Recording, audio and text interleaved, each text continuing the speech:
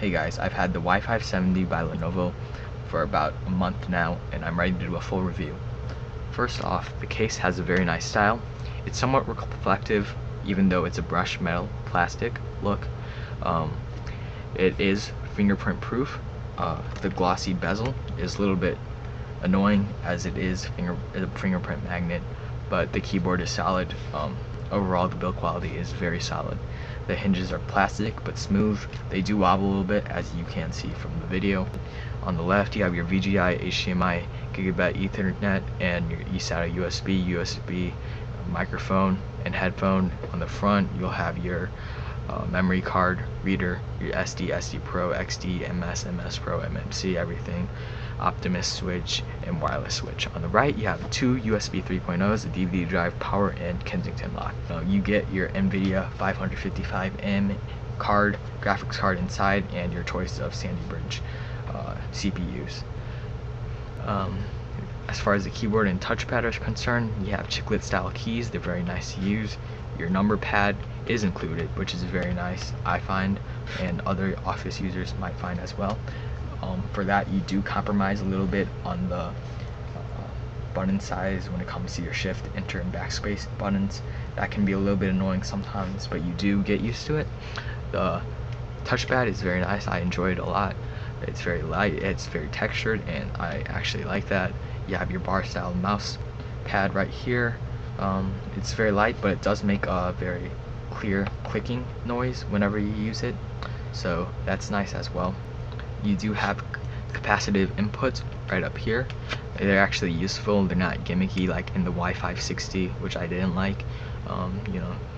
One key theater for media optimization, and thermal management for adjusting how loud you want your fan to go. So the display, it's only 1366 by 768 resolution, 16 by 9 format. It's very reflective. Vertical viewing angles aren't the best. Horizontal viewing angles are actually okay, but the screen width is about average, what you expect from a laptop in this price range. Performance. The CPU performs well without any throttling problems. The hard drive performs well, and you get your choice of 5,400 RPM versus 7,200 RPM, but most people won't notice the difference. The y570 does go up to a 750 gigabyte hard drive, and the top tier model offers an 835 gigabyte hard drive space with a dual SSD, that's mSATA, and hard drive 750 gigabyte disk. Gaming wise, I've been able to play Bulletstorm, Assassin's Creed Brotherhood, Dragon Age 2, all max settings, StarCraft 2, Crysis 2, both on high, and this is all on a 50-inch TV, 1080p. The fan never gets too annoying, not too loud. When you're under full load, sometimes it does get a little bit loud, but that's to be expected so your system doesn't overheat. So one thing about this is that the headphone, whenever you plug in something into your headphone jack, you do get quite a bit of system noise coming from the hard drive disk and your wireless. That is a bit annoying, but once you start playing something, you really can't notice it. Temperatures, the GPU, when it's turned on using the GPU switch, it idles at about 40 degrees Celsius, and the majority of time it's cool to the touch, the vent, and right above the vent. When the GPU is maxed, it's about 81 degrees Celsius, and the vent and the metal directly above the vent, they become warm to the touch, but it's still alright. The speakers are very nice, JBL speakers. It's what you'd expect, the most you could expect from a laptop speaker, in my opinion. You do get white specks in the grill a little bit, but those are easily wiped out, and otherwise it's very nice sound. As far as battery life goes, it idles at about 6.5 to 7 hours. Surfing, I get about 5 hours. Movies, depending on the format and where I'm playing it on, 2.5 to 3 hours. Max load, 1 to 1.5 hours. Lenovo has a good reputation when it comes to customer service, even on the IdeaPad line, so people worried about that maybe it'd be different. The IdeaPad, they're usually treated about the same. As far as support goes though, I don't really like the way they have their drivers and other things stored online. For example, the BIOS they store online is actually an older version than the one they ship, and it's a little bit strange that they would do that, and it has a newer update date online, so it's a bit confusing. So the pros: price, performance, heat, battery life, USB 3.0, which is usually standard now, but some notebooks still don't have it, so it's nice to see it. Bloatware, some of the software that's included is actually useful, and I actually kept the majority of it. The speakers are nice. Hibernate and sleep are actually useful. On my other laptops, I usually avoided it because it would cause all these problems with the BIOS and startup and stuff, but on this laptop it's pretty good. It's lightweight.